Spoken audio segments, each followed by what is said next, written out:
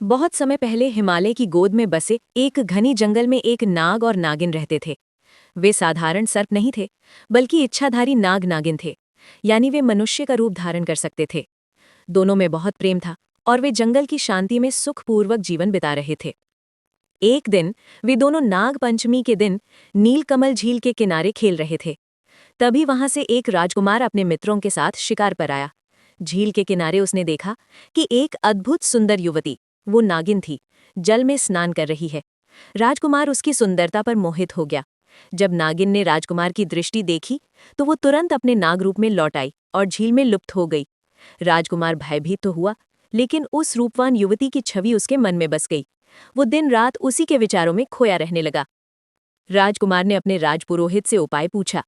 पुरोहित ने तांत्रिकों की सहायता ली और एक ऐसा जादुई मंत्र जपा जिससे नागिन को बुलाया जा सकता था। जब नागिन मंत्र के प्रभाव से प्रकट हुई तो वो क्रोधित हो गई, क्योंकि ये नियम था कि इच्छाधारी नागों को इस तरह से बुलाना अत्यंत अपवित्र कार्य माना जाता है। नागिन ने चेतावनी दी, जो मेरे प्रेम और जादू के बीच आएगा उसका अंत निश्चित है। लेकिन राजकुमार नहीं माना। उसने बलपूर्वक नागिन को बंदी बना लिया। जब नाग को यह बात पता चली तो उसका क्रोध भयंकर हो गया। उसने तूफान और बिजली बुला ली। राजमहल की दीवारें कांपने लगी। रात के अंधेरे में वो मनुष्य का रूप लेकर राजमहल पहुंचा। धीरे धीरे उसने राजकुमार से बदला लिया। एक दिन डंक मारकर उसकी मृत्यु कर दी। राजकुमार की मृत्यु के बाद नाग और नागिन फिर से अपने रूप में मिले।